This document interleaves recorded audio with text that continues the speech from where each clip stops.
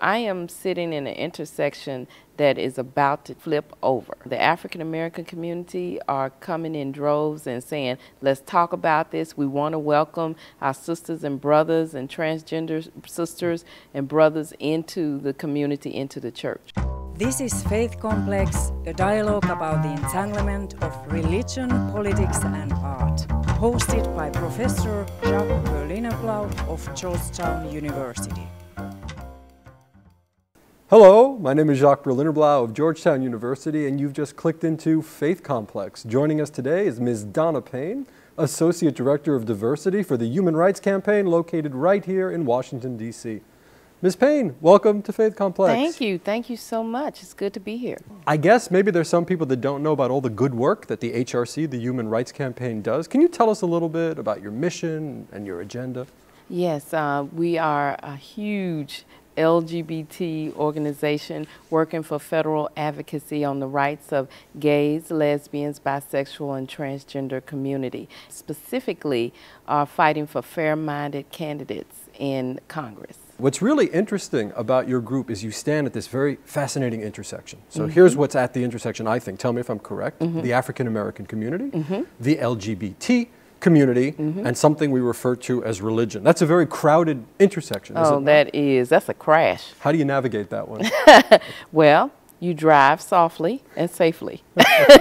But the first thing that happens is that you have to be able to stand up for who you are and be visible. And one of the problems in the African American LGBT community is that we don't have enough visibility. Why is that? Let's get into that. Are the taproots of the homophobia we find in the African American community uniquely religious? Does it come from religious traditions? Oh yes, the Christian tradition, and specifically the books in the Bible that say that you are not to, a man is not to lay with another man. But then, what about King David and Jonathan? That's pretty good. And when you get into the New Testament and you begin to talk about what Jesus said, you don't find that in the Bible, the pieces of hate towards someone being with a specific gender. However, if you get caught up on Leviticus and you're still there, then you can't get anywhere. Yeah, a lot of people have been caught up on Leviticus across the past couple of millennia. Everywhere. But in the African American tradition, which is very conservative, they are caught up in that place, and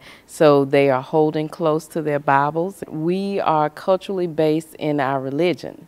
And the networks, the social networks that come from there are humongous. They reach out throughout our family. Our entire world is the church, or becomes the church.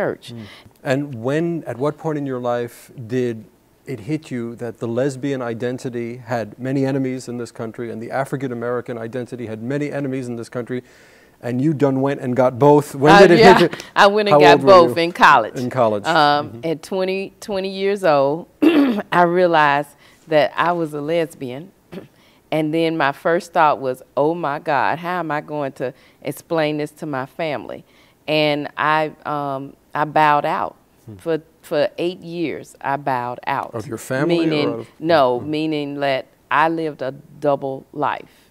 So I didn't say anything to my family about who I was, and I was having a life with having girlfriends, but I had on the side gay man that was a friend, and they thought it was a boyfriend.